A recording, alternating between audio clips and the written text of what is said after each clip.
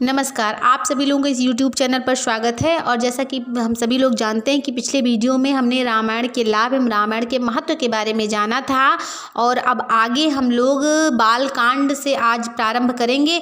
और बोलिए सियावर रामचंद्र की जय हो, अयोध्या राम लला की जय हो, पवन पुत्र हनुमान की जय हो, बोल जय जय श्री सीताराम की जय हो।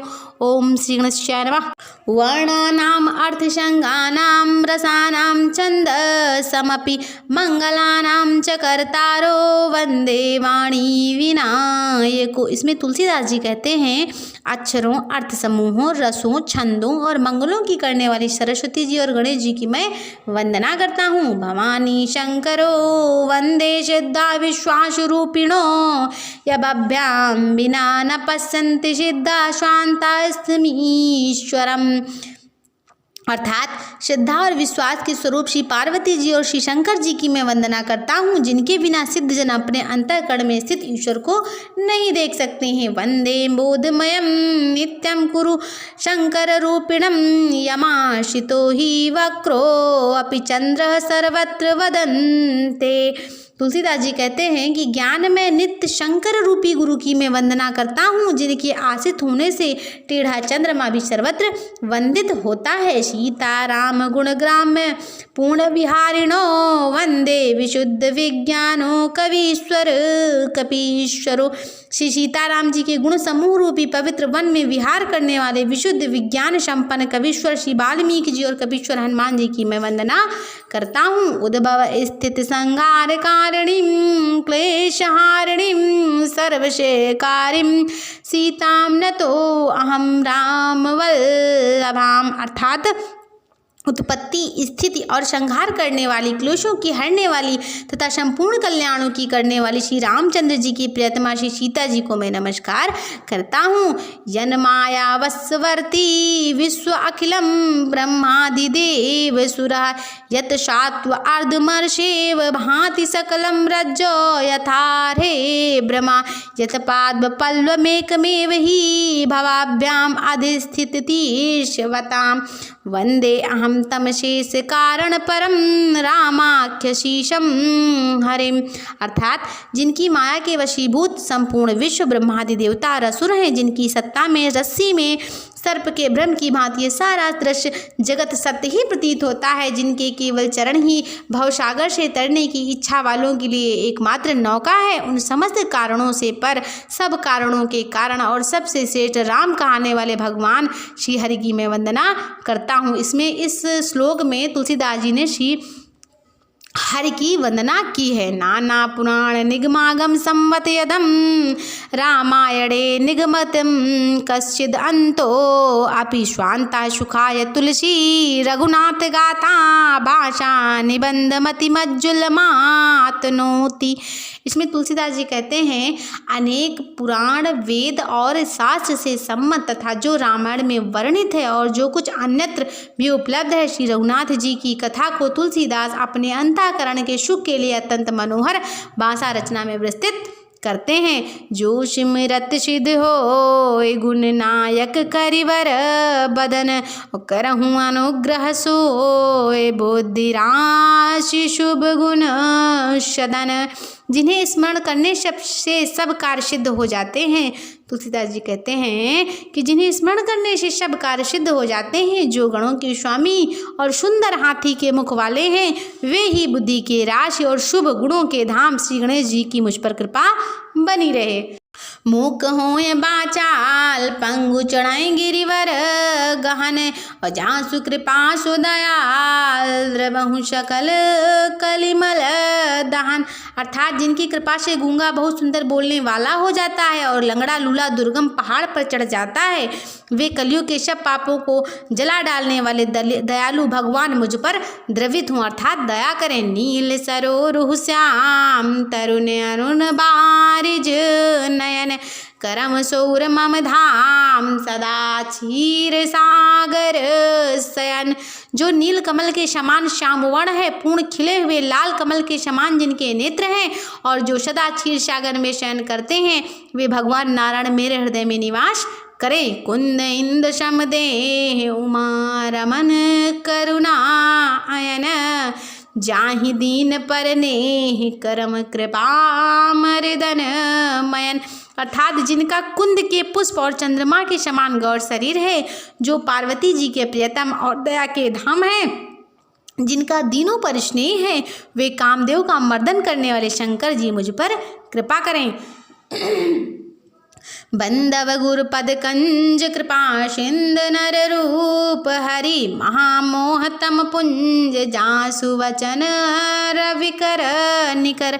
अर्थात मैं उन गुरु महाराज के चरण कमल की वंदना करता हूँ, जो कृपा के समुद्र और नर रूप में श्री हरि ही हैं, जिनके वचन महामोह रूपी घने अंधकार के नाश करने के लिए सूर्य किरणों के समूह है। बंदव गुरुपद पदुम परागा, सुरिच सुबास सरस अनुराग, अमीय मूरी मैं चूरन चारु, समन सकल बाउरुज परिवारु। तुलसीदास जी कहते हैं कि मैं गुरु महाराज के चरण कमलों के रज की वंदना करता हूँ, जो सूरज सुंदर स्वाद सुगंध तथा अनुराग रूपी रस से पूर्ण है। वह अमर मूल संजीवनी जड़ी का सुंदर चूर्ण है, जो संपूर्ण भाव रोगों के परिवार को नाश करने वाला है। शुकत शंभु तन विमल विभूति, मंजुल मंगल मोद प्रसूति, जन मन मंज मुकुर मल हरनी, किए तुलक गुण गण बश करनी। वह रज सुकृति पुण्यवान पुरुष रूपी शिव जी के शरीर पर सुशोभित निर्मल विभूति है और सुंदर कल्याण और आनंद की जननी है। भक्त के मन रूपी सुंदर दर्पण के मैल को दूर करने वाली और तिलक करने से गुणों के समूह को वश में करने वाली है। श्री गुरु पद निक मणि गण ज्योति, सुमिरत दिव्य दृष्ट ही होती, दलन मोह तम सो सप्रकाशु, बड़े भाग उर आमहि जासु। श्री गुरु महाराज के चरण नखों की ज्योति मणियों के प्रकाश के समान है, जिसके स्मरण करते ही हृदय में दिव्य दृष्टि उत्पन्न हो जाती है। वह प्रकाश अज्ञान रूपी अंधकार का नाश करने वाला है। वो जिसके हृदय में आ जाता है, उसके बड़े भाग्य हैं। उघरहि बिमल बिलोचनहि के, मिटहि दोष दुख भाव रजनी के, सूझहि रामचरित मन मानिक, गुप्त प्रगट जहाँ जो जहि खानिक। जिसके हृदय में आते ही हृदय के निर्मल नेत्र खुल जाते हैं और संसार रूपी रात्रि के दोष दुख मिट जाते हैं। वह श्री रामचरित्र रूपी मणि और माणिक गुप्त प्रगट जहाँ जो जिस खान में है, वह सब दिखाई पड़ने लगते हैं। जथा सुवज्जन अंज जग रामा, साधक सिद्ध सुजान सिया रामा, कौतुक देखत शैल बन रामा, भूतल भूरि निधान सिया रामा। जैसे सिद्ध जनों को नेत्रों में लगाकर साधक सिद्ध और सुजान पर्वतों वनों और पृथ्वी के अंदर कौतुक से ही बहुत सी खाने देखते हैं। गुरुपद रज मृदु मंजुल अंजल, नयन अमीय दृग दोष विभंजन, तई कर विमल विवेक बिलोचन, बर नव रामचरित भव मोचन। तुलसीदास जी कहते हैं कि श्री गुरु महाराज के चरणों के रज कोमल और सुंदर नयनामृत अज्जन है, जो नेत्रों के दोषों का नाश करने वाला है। उस अज्जन से विवेक रूपी नेत्रों को निर्मल करके मैं संसार रूपी बंधन से छुड़ाने वाले श्री रामचरित का वर्णन करता हूँ। बंदव प्रथम महीसुर चरना, मोह जनित संशय सब हरना, सुजन समाज सकल गुण कानी, करण करो प्रणाम सप्रेम सुबानी। पहले पृथ्वी के देवता ब्राह्मणों के चरणों की वंदना करता हूँ, जो अज्ञान से उत्पन्न सब संदेहों को हरने वाले हैं। फिर सब गुणों की खान संत समाज को प्रेम सहित सुंदर वाणी से प्रणाम करते हैं। साधु चरित शुभ चरित कपासु, निरस विशद गुणमय फल जासु, जो सही दुख पर छिद्र दुरावा, वंदनीय जही जग जस पावा। संतों का चरित्र कपास के चरित्र जीवन के समान शुभ है, जिनका फल नीरस विशद है और गुणमय होता है। अर्थात जिस प्रकार से कपास की डोंडी नीरस होती है, संत चरित्र में भी विषय आसक्ति नहीं है, इससे वह भी नीरस है। कपास उज्जवल होता है, संत का हृदय भी अज्ञान और पाप रूपी अंधकार से रहित होता है, इसलिए वह विशद है। और कपास में गुण तंतु होते हैं, इसी प्रकार संत का चरित्र भी सद्गुणों का भंडार होता है, इसलिए वह गुणमय है। जैसे कपास का धागा सुई के किए हुए छेद को अपना तन देकर ढक देता है अथवा कपास जैसे लोढ़े जाने, काते जाने, बुने जाने का कष्ट सहकर भी वस्त्र के रूप में परिणित होकर दूसरों के गोपनीय स्थानों को ढकता है, उसी प्रकार संत स्वयं दुख सहकर दूसरों के छिद्रों दोषों को ढकता है, जिसके कारण उसमें जगत में वंदनीय यश प्राप्त होता है। अर्थात साधु जहाँ पर भी रहता है वो सबका कल्याण ही करता है। मुदमय मंगल संत समाजू, जो जग जंगम तीरथ राजू, राम भक्ति जहाँ सुर सरिदारा, सर सही ब्रह्म विचार प्रचारा। संतों का समाज आनंद और कल्याणमय है, जो जगत में चलता फिरता तीर्थराज प्रयाग है, जहाँ उस संत समाज रूपी प्रयागराज में राम भक्त रूपी गंगा जी की धारा है, वह ब्रह्म विचार का प्रचार सरस्वती जी हैं। विधि निषेधमय कलिमल हरनी, करम कथा रविनंदन बरनी, हरिहर कथा विराजत बेनी, सुनत सुकल मुद मंगल देनी। अर्थात विधि और निषेध, यह करो यह ना करो रूपी कर्मों की कथा कलयुग के पापों को हरने वाली शूर तनया यमुना जी हैं। अर्थात जिस प्रकार से कलयुग के पापों को यमुना जी हर लेती हैं, उसी प्रकार से भगवान विष्णु और शंकर जी की कथाएं त्रिवेणी रूप से सुशोभित हैं, जो सुनते ही सब आनंद और कल्याण को देने वाली होती हैं। बटु विश्वास अचल निज धर्मा, तीरथ राज समाज सुकर्मा, सबहि सुलभ शब दिन शब देशा, सेवत सादर शमन कलेशा। उस संत समाज रूपी प्रयाग में अपने धर्म में जो अटल विश्वास है, अर्थात अपने धर्म में जो अटल है वह अक्षयवट है, और शुभ कर्म ही उस तीर्थराज का समाज परिकर है। वह संत समाज रूपी प्रयागराज सब देशों में सब समय सभी को सहज में ही प्राप्त हो सकता है, और आदर पूर्वक सेवन करने से क्लेशों को नष्ट करने वाला होता है। फिर क्या कहते हैं, अकथ अलौकिक तीरथ राउ, देय श्राद्ध फल प्रगट प्रभाव। अर्थात वह तीर्थराज अलौकिक और अकथनीय है एवं तत्काल फल देने वाला होता है, उसका प्रभाव प्रत्यक्ष है। तुलसीदास जी कहते हैं कि सुनि समुझहि जन मुदित मन रामा, मज्जहि अति अनुराग सिय रामा, लहय चारि फल अचत तनु रामा, साधु समाज प्रयाग सिय रामा। जो मनुष्य इस संत समाज रूपी तीर्थराज प्रभाव का प्रसन्न मन से सुनते और समझते हैं, अर्थात जो भी मनुष्य जो संत हैं, संत के समाज रूपी तीर्थ, इनको तीर्थ के समान माना गया है, और जो भी इनकी बातों को सुनते और समझते हैं और फिर अत्यंत प्रेम पूर्वक इसमें गोते लगाते हैं, अर्थात अपने जीवन में धारण करते हैं, वे इस शरीर के रहते ही धर्म अर्थ काम मोक्ष चारों फलों को पा लेते हैं। मज्जन फल पेखिय तत्काला, का कहूँ ये पिक कहूँ मराला, सुनिया चिरज करें जन कोई, सतसंगत महिमा नहीं कोई।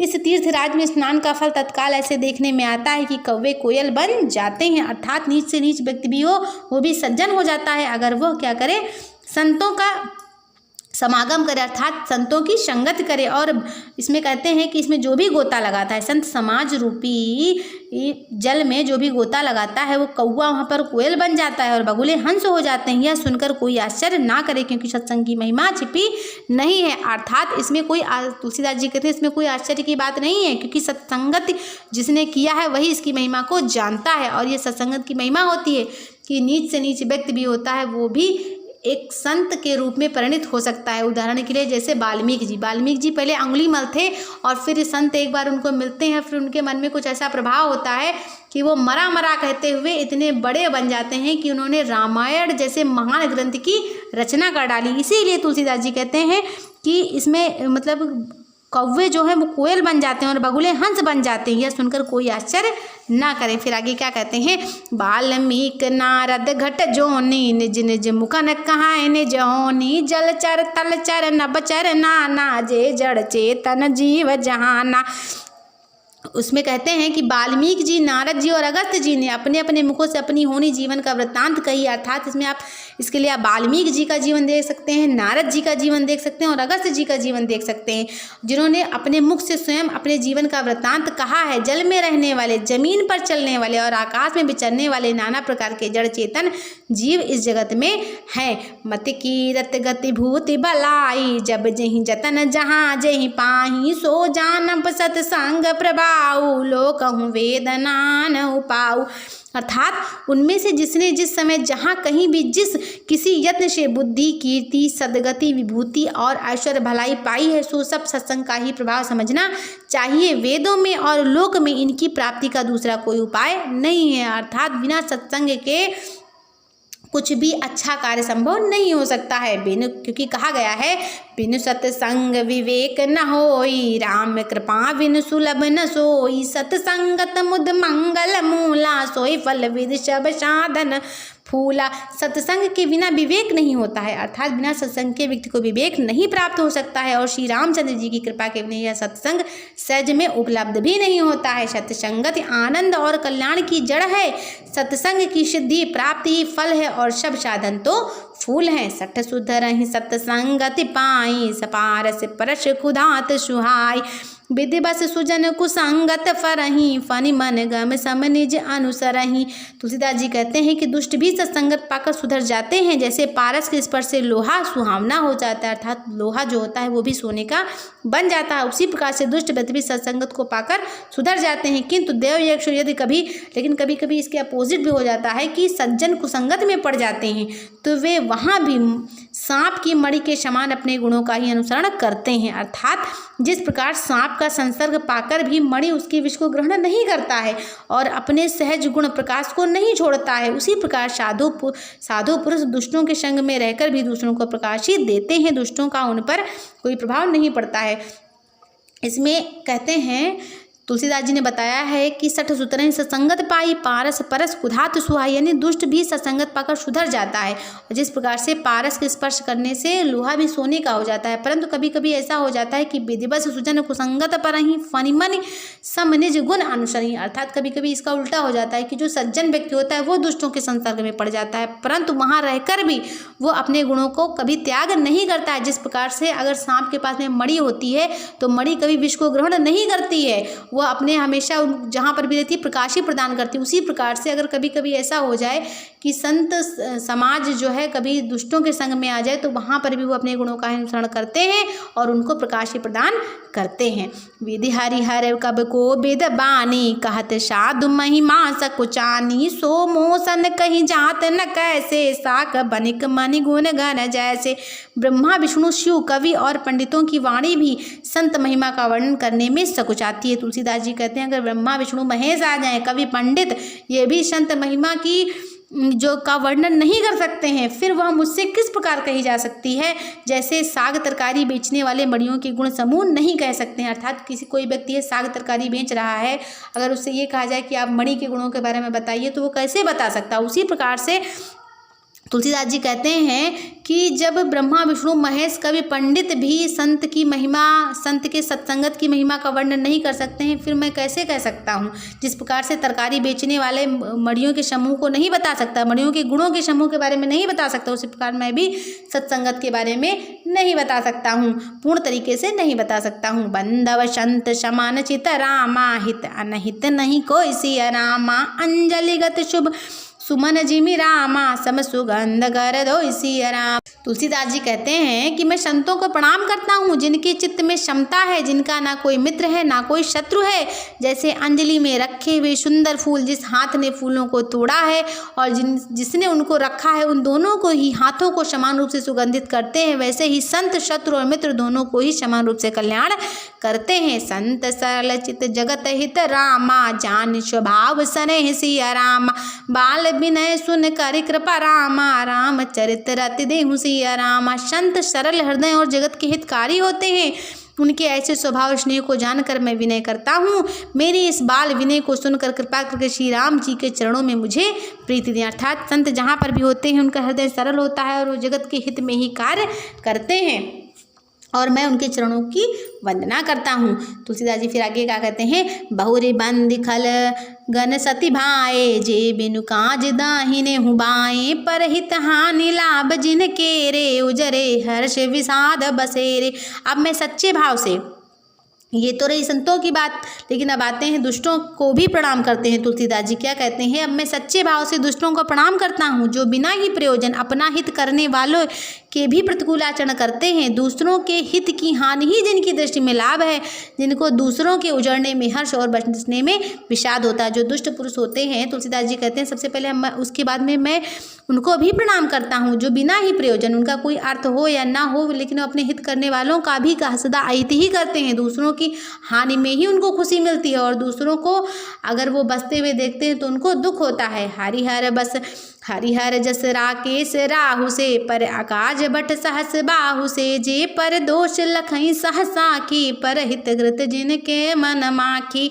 अर्थात जो हरि और हर के यश रूपी पूर्णिमा के चंद्रमा के लिए राहु के समान है, अर्थात जहाँ कहीं भगवान विष्णु या शंकर का यश का वर्णन होता है उसमें वे बाधा ही डालते हैं और दूसरों की बुराई करने में सहस्त्र बाहु के समान वीर हो जाते हैं। अर्थात जहाँ अच्छा काम होता है वहाँ पर दुष्टों की आदत होती है कि वो बाधा जरूर डालते हैं, और अगर किसी की बुराई करनी हो तो उनके पास में इतनी ताकत आ जाती है जैसे कि सहस्त्र बाहु के समान वो वीर हो जाते हैं, जो दूसरों के दोषों को हजार आँखों से देखते हैं और दूसरों के हित रूपी घी के लिए जिनका मन मक्खी के समान है। अर्थात जिस प्रकार मक्खी अगर घी में गिर जाती है तो उसे खराब कर देती है, वह स्वयं भी मर जाती है, उसी प्रकार दुष्ट लोग क्या करते हैं, दूसरों के बने बनाए काम को अपनी हानि करके भी दूसरे के काम को वो अवश्य बिगाड़ते हैं। तेज कृशान रोष महिषेषा, अग अवगुण धन धनी धनेशा। उदय केत समहित सबही के, कुंभकर्ण समसोवतनी के। जो तेज दूसरों को जलाने वाला, ताप में अग्नि और क्रोध में यमराज के समान है, पाप और अवगुण रूपी धन में कुबेर के समान धनी है, जिनकी बढ़ती सभी के हित का नाश करने के लिए केतु पुच्छल तारे के समान है, और जिनके कुंभकर्ण की तरह सोते रहने में ही भलाई है। अर्थात तुलसीदास जी कहते हैं कि जो दूसरों को, जिनका तेज दूसरों को जलाने के लिए अग्नि है, क्रोध में वो यमराज के दुष्ट जो होते हैं क्रोध में यमराज के समान होते हैं, पाप और अवगुण में वो जैसे कुबेर धनवान होते हैं उसी प्रकार से वो पाप और अवगुण को करने में धनवान होते हैं, जिनकी बढ़ती अगर ये बढ़ते हैं तो ये सभी का अहित ही करते हैं, और उसके लिए कहते हैं कि इनके लिए कुंभकर्ण की तरह सोने में ही भलाई है। पर अकाज लग तन पर हरही, जिम हिम उपल कृषि दल गरही, बंधव कल जस से सरोसा, सास बदन बरनाई पर दोषा।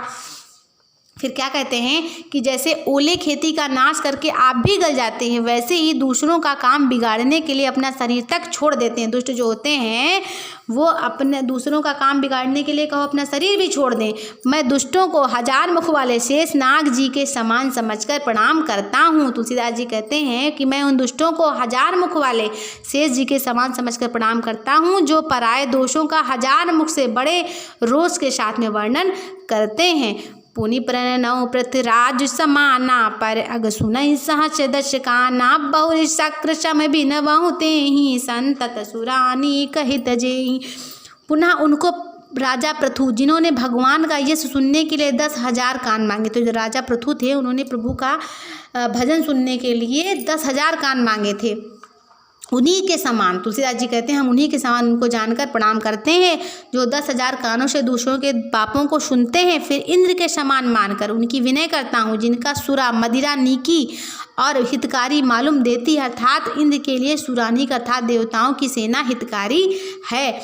वचन वज्र जहि सदा प्यारा, सहस नयन पर दोष निहारा। और दुष्टों की क्या क्वालिटी होती है, जिनको कठोर वचन रूपी वज्र सदा प्यारा लगता है, अर्थात वो कठोर वचन ही बोलते हैं और कठोर वचन में से ही उनको प्रेम होता है, और जो हजार आँखों से दूसरों के दोषों को देखते हैं। उदासीन अरमत हित रामा, सुनत जरहि खल रेचिया रामा, जानि पान जुग जोर जन रामा, विनती कराएं सब प्रेचिया रामा। दुष्टों की यह रीति है कि वे उदासीन, शत्रु अथवा मित्र किसी का भी हित सुनकर खुश नहीं होते हैं। यह जानकर दोनों हाथ जोड़कर यह जन प्रेम पूर्वक उनसे हम विनय करते हैं। तुलसीदास जी कहते हैं कि मैं अपनी दिस कीन निहोरा, तिन निज और न लाऊ बबोरा, बायस पली है अति अनुरागा, हो निरामिष कबहूँ की कागा। मैं अपने ओर से विनती की है। तुलसीदास जी कहते हैं कि अर्थात मतलब मैंने अपनी ओर से तो विनती कर दी है, परंतु वे अपनी ओर से कभी नहीं झुकेंगे। कौओं को बड़े प्रेम से पालिए, परंतु वे क्या कभी मांस के त्यागी हो सकते हैं, अर्थात कभी नहीं हो सकते हैं। बंधव संत असज्जन चरना, दुख प्रद उभय बीच कछु बरना, बिचुरत एक प्राण हरि लेहि, मिलत एक दुख दारुन देहि। अब इसमें तुलसीदास जी ने बड़े ही सुंदर तरीके से संत और असंत के बारे में वर्णन किया है। अगर आपको संत और असंत के बारे में जानना हो तो उनकी एक जो बहुत ही महत्वपूर्ण एक क्वालिटी वो जानिएगा कि संत और असंत दोनों के, तुलसीदास जी कहते हैं कि मैं संत और असंत अब दोनों के चरणों की वंदना करता हूँ, दोनों ही दुख देने वाले होते हैं। अर्थात संत होंगे वो भी दुख देंगे और जो असंत होंगे वो भी दुख देंगे, लेकिन उनके दुखों का जो तरीका है वो थोड़ा चेंज हो जाता है। क्या होता है इसमें कि जब कोई भी अगर असंत व्यक्ति मिलेगा, जिस दिन से वो मिलेगा उसी दिन से आपको दुख देना शुरू कर देगा। जिस दिन से अगर ऐसा कोई व्यक्ति जो कि आपको मिलता है और दुख देना शुरू कर दे, तो आप समझ लीजिए ये असंत है, 100% असंत है। और संत क्या होते हैं? संत भी दुख देते हैं। संत क्या करते हैं? संत जब बिछुड़ते हैं तो अथाह कष्ट देते हैं, और जो दुष्ट होते हैं जब वो मिलते हैं तो अथाह कष्ट देते हैं। तो इसमें तुलसीदास ने बड़े ही सुंदर तरीके से बताया है कि अब मैं संत और असंत दोनों के चरणों की वंदना करता हूँ। दोनों ही दुख देने वाले हैं, परंतु उनमें कुछ अंतर कहा गया है। वह अंतर यह है कि एक संत है जो बिछुड़ते समय प्राण हर लेते हैं, और दूसरे असंत जो मिलते हैं तब दारुण दुख देते हैं। अर्थात संतों का बिछुड़ना मरने के समान दुखदायी होता है, और असंतों का मिलना। उपजहि एक संग जग माही, जलज जोक जिम गुण बिल गाही। सुधा सुराशम साधु असाधु, जनक एक जग जाल जलधि अगाधु। दोनों संत और असंत जगत में एक साथ पैदा होते हैं, और एक साथ पैदा होने वाले जिस प्रकार से कमल और जोक की तरह उनके गुण अलग अलग होते हैं। कमल दर्शन और स्पर्श से सुख देता है, किंतु जोक शरीर का स्पर्श पाते ही रक्त को चूसने लगता है। साधु अमृत के समान मृत्यु रूपी संसार से उबारने वाला, और असाधु मदिरा के समान मोह प्रमाद और जड़ता उत्पन्न करने वाला होता है। दोनों को उत्पन्न करने वाला जगत रूपी अगाध समुद्र एक ही है। शास्त्रों में समुद्र मंथन से ही अमृत और मदिरा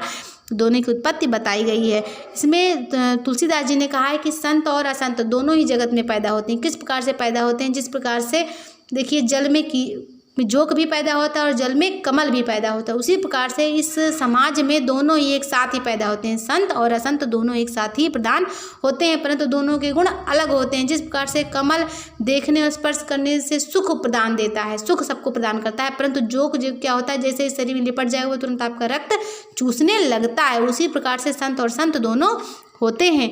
बल अन्न बल निज निज कर तूते, लहत सुजस पल अपलोक विभूति। सुधा सुधा कर सुर शर साधु, गरल अनल कलिमल शर व्याधु।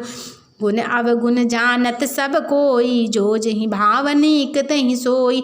भले और बुरे अपनी अपनी करनी के अनुसार सुंदर यश और अपयश की संपत्ति पाते हैं। अमृत चंद्रमा गंगा जी और साधु एवं विष अग्नि कलयुग के पापों की नदी अर्थात कर्मनाशा और हिंसा करने वाला व्याध, जिनके गुण अवगुण सब कोई जानते हैं, किंतु जिसे जो भाता है उसे वही अच्छा लगता है। अर्थात इस समाज में सब कुछ है। सुधा मतलब कि अमृत भी है, विष भी है, असज्जनता भी है, सज्जनता भी है, लेकिन हर व्यक्ति इस बारे में जानता है। इस समाज में सब कुछ उपलब्ध है इस संसार में, और जिस व्यक्ति को जो अच्छा लगता है वो उसी को ग्रहण करता है, उसको बताया है। फिर क्या कहते हैं तुलसीदास जी? भलो भलई है पैला है रामा, लाहे नीच ही नीच रामा। सुधा सरा है अमरता रामा, गरल सरा है मीच रामा। भला भलाई ही ग्रहण करता है, अर्थात जो भला इंसान है वो हमेशा भलाई को ही ग्रहण करता है, और जो नीच व्यक्ति है वो हमेशा नीचता को ही ग्रहण किए रहता है।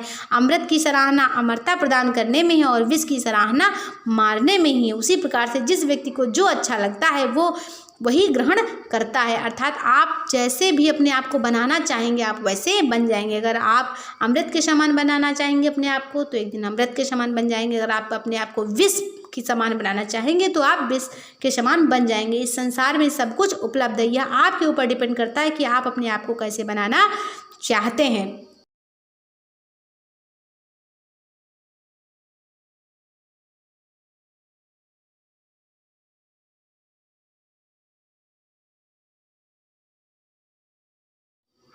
तो इस प्रकार से तुलसीदास जी ने बड़े ही सुंदर ढंग से हमें साधु और असाधु के बारे में बताया है। तो बोलिए सियावर रामचंद्र की जय हो, अयोध्या राम लला की जय हो, पवन पुत्र हनुमान की जय हो। बोल जय जय श्री सीताराम।